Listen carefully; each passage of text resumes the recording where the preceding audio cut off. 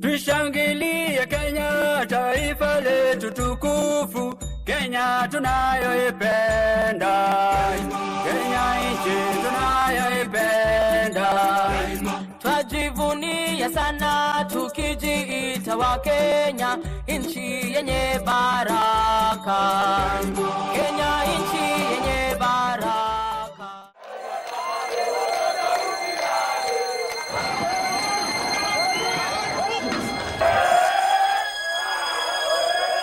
Ninahofia sana kwa sababu nchi yetu inaelekea uchaguzi. Lakini ninahofia kwa kuwa tunachaguana tungali tukiwa kwa hema, na hiyo kura ndio ilifanya nikapitia hii maisha. Kwa hivyo mimi kura ndio siwezi rusha na sitarusha kamwe. Come 2007, we thought the free and fair elections will work. But the result, this is the result. Tena nikajiuliza, je, tena mimi nitachukua kula langu tena? Niende tena nichague kiongozi mwingine tena? Mfalme mwingine? Tena nikuwe tena kwa shida hili ama namna gani? Tumenyeshewa hapa na mvua ya kila haina. Na ugonjwa na njaa imetuumisia hapa, hatuna kura ingine tutapiga tukijua ya kwanza ndio ilitulete hapa.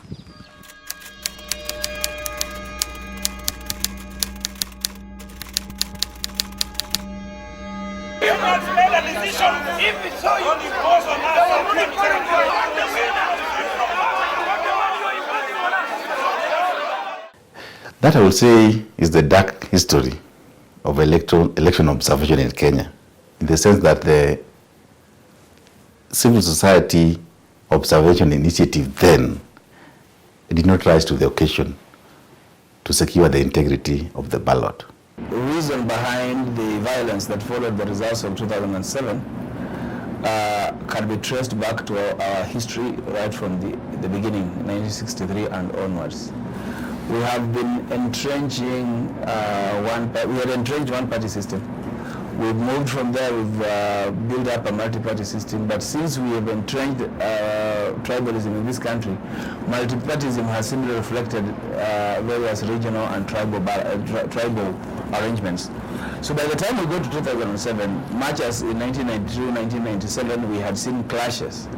This was a point at which now the bubble burst in this country.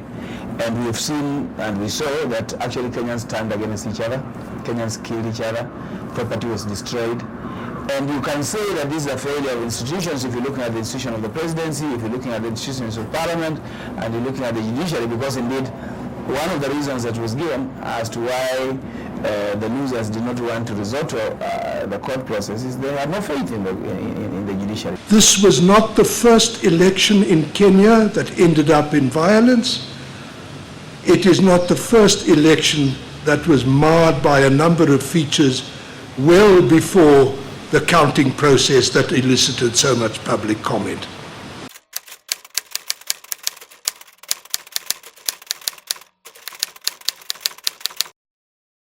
The Kenyan has been able to appreciate the pitfalls that go with violence during or after elections, before, during, and after elections.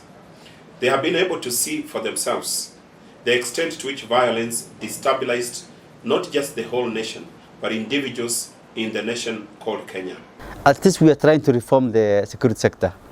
And as a commission, we have a very important committee called the Election Security Committee, which brings together the IEBC and the Kenya Police and the administration. And so we prepare our security needs according to the polling stations where we feel there's a need for security, and the Inspector General of Police then together with his commanders prepare a deployment plan, and they deploy officers according to that needs.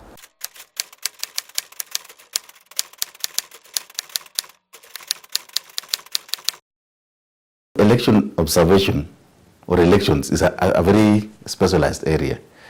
So you need to engage with it for some time to build expertise. Even in terms of visibility, there's no way you can create visibility for an institution that is formed and then operates for 4 months and disperses. 5 years down the line, or in the case of a referendum where you, maybe 2 years down the line, then you form another outfit, then you see there's a problem. First of all, they cannot get the visibility. Even the staff working in this institution that form the domestic, observation initiative, cannot even gain the expertise to engage with these issues properly. So you could say it has been ineffective historically because of the manner in which we have been approaching it. And that's what we want to change through Elog. As the Election Observation Group, we have identified 7 thematic areas or 7 processes within the electoral process that we think are critical to be observed in the pre-election environment. And this include aspects like observing political and campaign financing, the implementation of the Political Parties Act, media monitoring, how the media is covering the election period, how various institutions and actors are participating within the electoral process, including the conduct of political parties and other actors during the campaign. We are dealing with reporting issues around long-term observation, and we have our tools. Before an observer is deployed to the polling station, a lot of rigorous work goes into preparing them, such that the aspect of quality control is undertaken from the time we recruit the observer. At the recruitment level, and of course being a non-partisan citizen observer group, we recruit observers that are in no way partisan or are in no way aligned to any of the political party. We have people on the ground, what we are calling long-term observers, so that at least you keep track on development on the ground. If things are boil over, you know how to act. Actually, as a long-term observer in Mombasa County, makes most experience here. People in Mombasa County, it's like they had fear in their heart that there won't be an election. Stories za incidents bado hazijaanza kutokezea. So unaenda pale kwa meeting, una take ile kitu ambayo iko hapo inaendelea, ukikuja nyumbani ndo unakuja ku write down. We have even a peace component where we have set up an advisory and intervention panel that can intervene if things boil over with the various protagonists. And fourthly, we are now employing technology. We employed parallel vote tabulation for the first time during the referendum, and we intend to do it during the election, so that we can comment on the process on real time from when the polling stations open, and eventually do a projection of the results, so that if there's tampering, then we can at least detect it and say these are not the true reflections of the vote as I was captured by our observer. So we put in place a number of mechanisms that will make a difference in our view compared to what happened or transpired in 2007.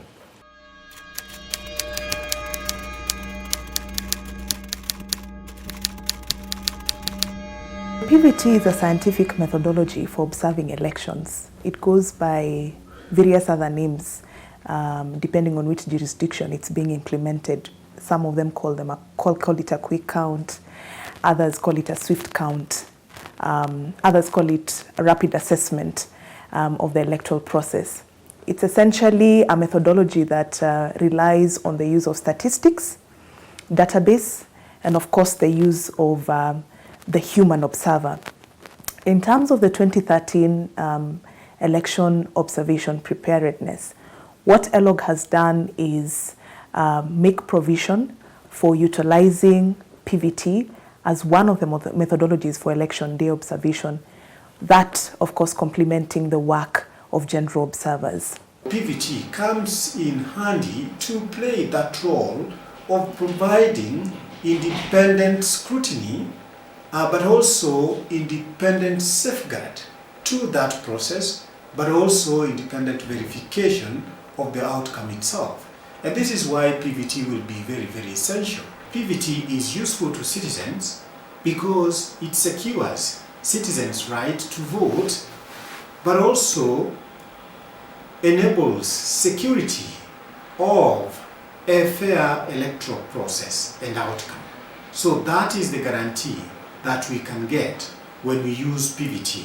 And that is the significance why PVT in these forthcoming elections is something that we, as citizens of Kenya, must look to and rely on and ask for and insist on.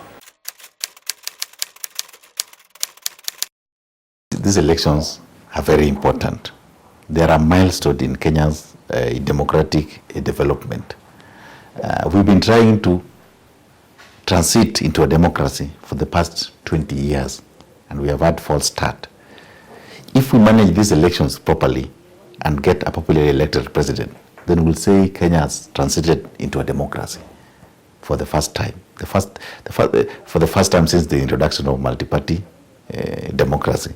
Kenyans have every reason to feel confident about this commission delivering the right kind of services through the National Police Service, and particularly under the command of the new Inspector General. A very vibrant personality, a well-experienced person, a person who also is very well grounded in the legal issues when it comes to the functioning of the police.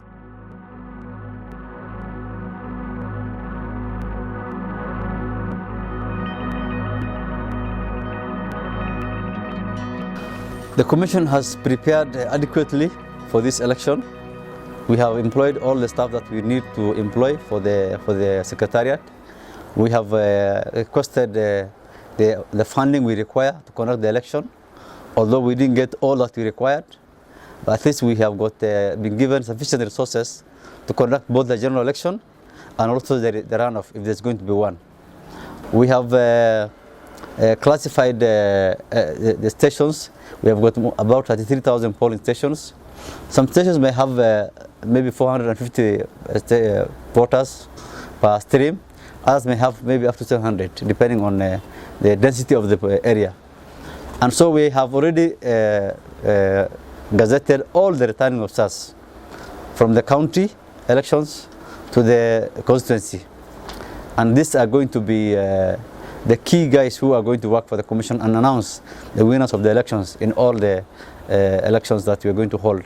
My message to all Kenyans is that as we go for the final leg of this election process, that they must maintain peace.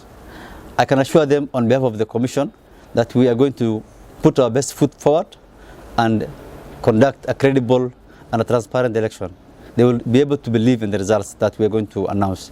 All the will of the people of Kenya will be reflected in the results we are going to announce.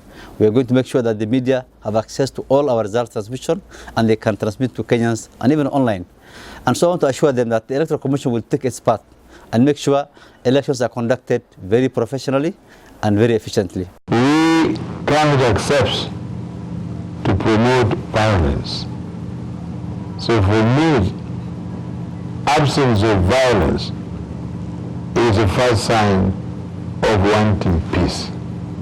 And so we must appreciate that where these have happened, then I'm challenging all Kenyans, those who have caused this spirit of hatred and killings of one another, to come out and ask for forgiveness. Peace is very essential for our progress, and I urge all Kenyan citizens to really go for peace.